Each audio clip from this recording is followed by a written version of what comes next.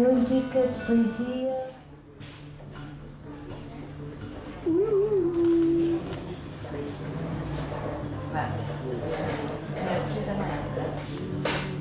Quando o amor funde as almas num olhar que é pranto, venceu o mistério que se sente. Trema o universo em nós divinamente, numa lágrima acaba o seu olhar. Não tem fundo o abismo desse mar, e não há céu nem alto amanhecente. O passado e o futuro, eis o presente, de que é feito esse instante singular.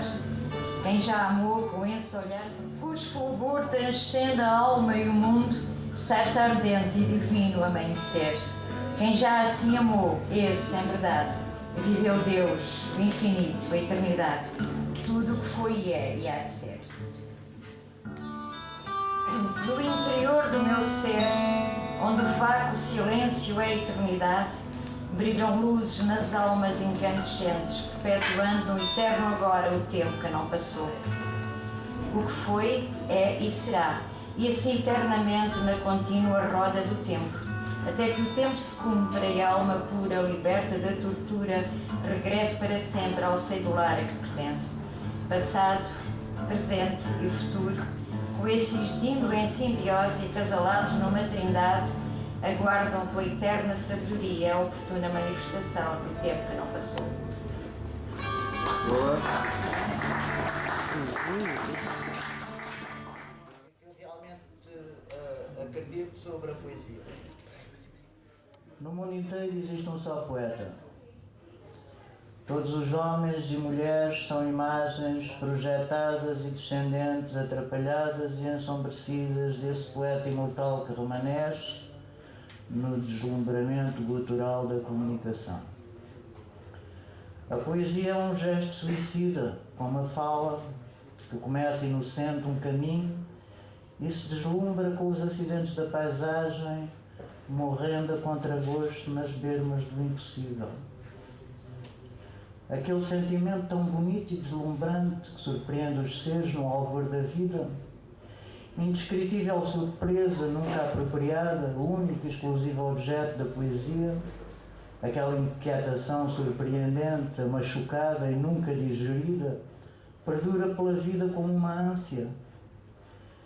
Seja num amor pelo acento circunflexo, seja no horror de palavras com que se decifra o mundo, seja no espanto mudo perante o mundo indecifrável, e quando o mundo fica imenso e grande dentro, e pequeno o luxo a que chamamos real, e a vaidade mundana se decompõe em vã compreensão, a fala emerge incompleta e só o silêncio redime. Não é o amor pelas palavras, nem os amores que a vida desvendou impossíveis, nem os destinos que o amor desencontrou, nem tampouco o diluído senso da inutilidade que faz a alegria reflexa das palavras retornar à vida. É sim aquela ânsia juvenil que, como um chumbo inerte, sujeita à luz de uma pedra filosofal desconhecida, regressa ao ouro da eterna juventude e numa nuvem, imperceptível ao tempo, ânsias e oiro, parece até de um outro tempo, um outro dia, na vida de um poeta já esquecido, que morreu jovem. Mas tudo isso emana do impossível. Parece tolo perseguir essa miragem volátil, descrever uma coisa indescritível, procurar uma beleza impalpável na flor de uma ilusão imperecível. Também eu gastei um dia o meu dinheiro, tive mãos brancas e anunciei o fim do mundo. Anunciei-o com clamor e fé aos meus e aos outros, numa sementeira imensa. Mas o mundo não acabou, vai acabando, como um poeta envelhecido e eterno, ainda em vida, a quem a verdade sempre foi imperceptível. Feitas de silêncio, também as palavras redimem, lidas e mastigadas até à exaustão da paciência, escritas e reescritas, ideias virginais reencarnadas num ciclo interminável e inutilmente infinito, louvando o fim próximo e fatal de todas as ilusões nunca acabadas, nunca definitivamente esfumadas, ainda que intensamente vividas.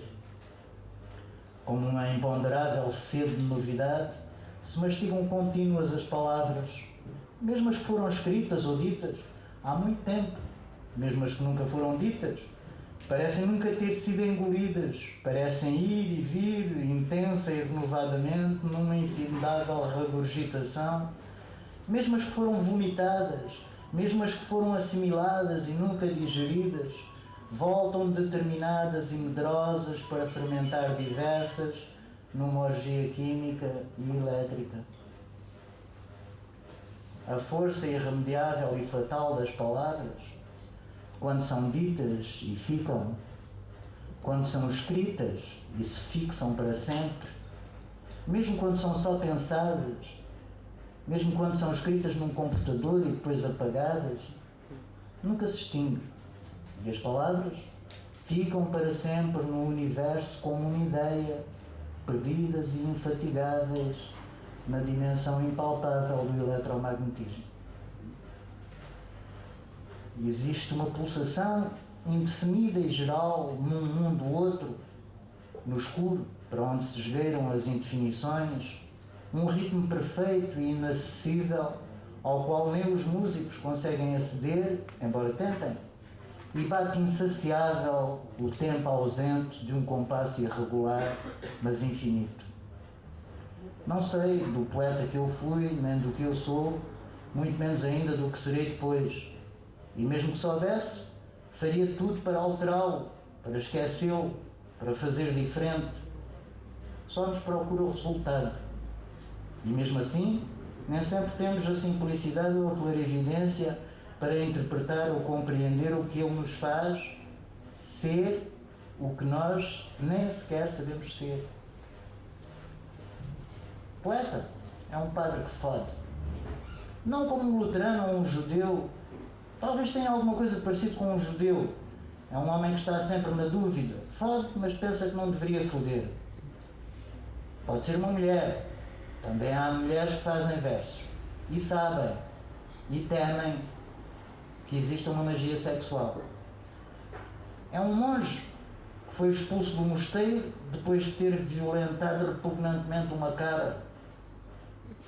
O poeta é um sujeito que podia ter tido tudo na vida, mas por vezes mesmo teve tudo e se tornou um predicado da sua própria oração de sapiência. Um jogador que perdeu tudo na cor indefinível de uma carta, num número errado, determinado por dados viciados, numa roleta avariada e russa, escravo de uma vontade de superar o ser, jóquei de uma montada coxa, apostador sobre um cavalo morto, um segundo antes de cruzar a linha de chegada. Compondo em escuridão os padrões matizados de uma seda indefectível destinada a ser vestida por rainhas de reinos há muito subjugados. Apóstolo de um profeta confuso que foi excluído do panteão e cujas profecias nunca se confirmaram.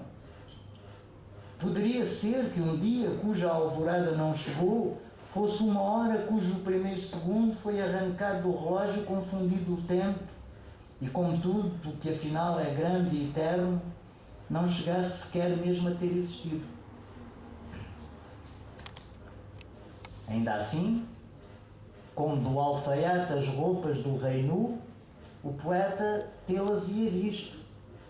Por vaidade, talvez, mas sobretudo por ser criança dentro de um corpo acumulado de experiências demasiado fraco para tamanha voz.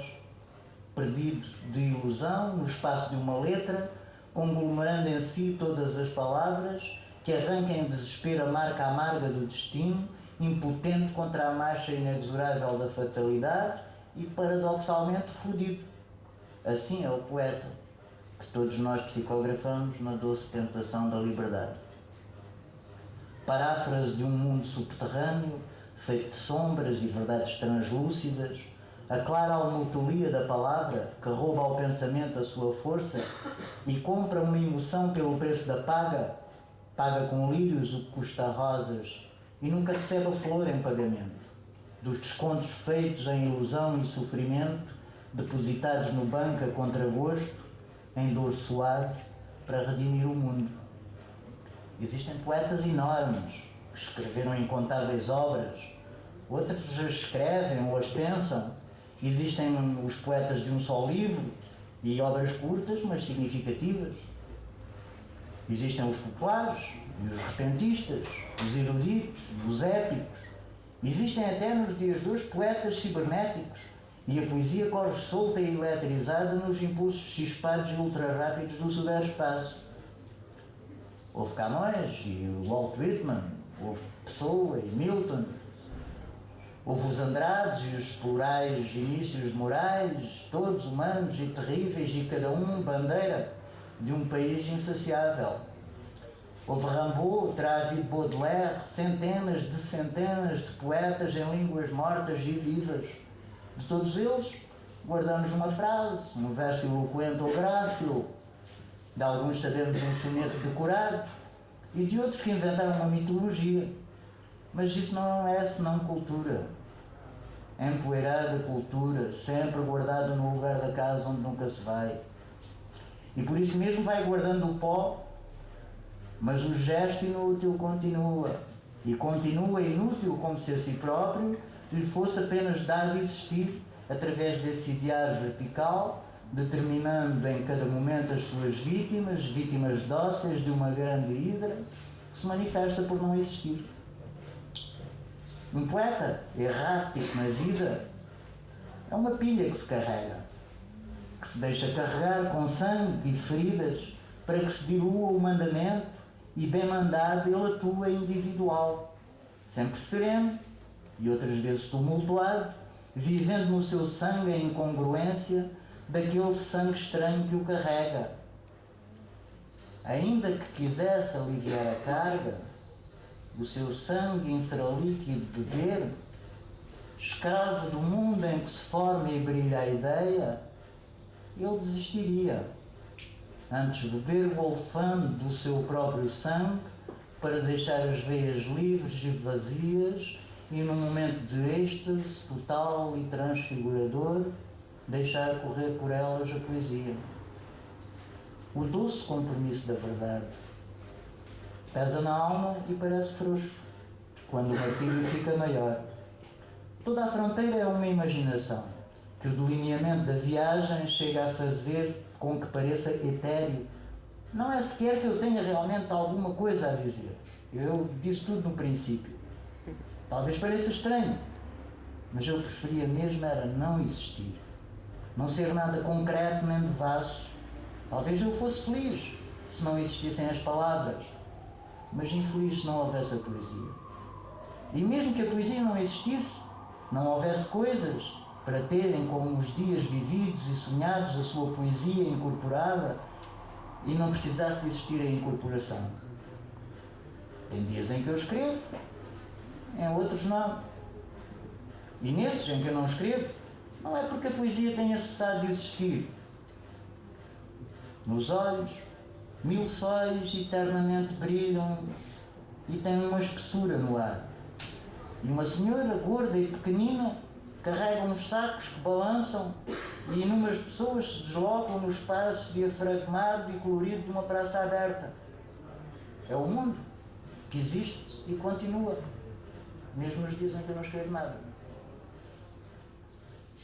Então, com isso eu vou chatear as pessoas.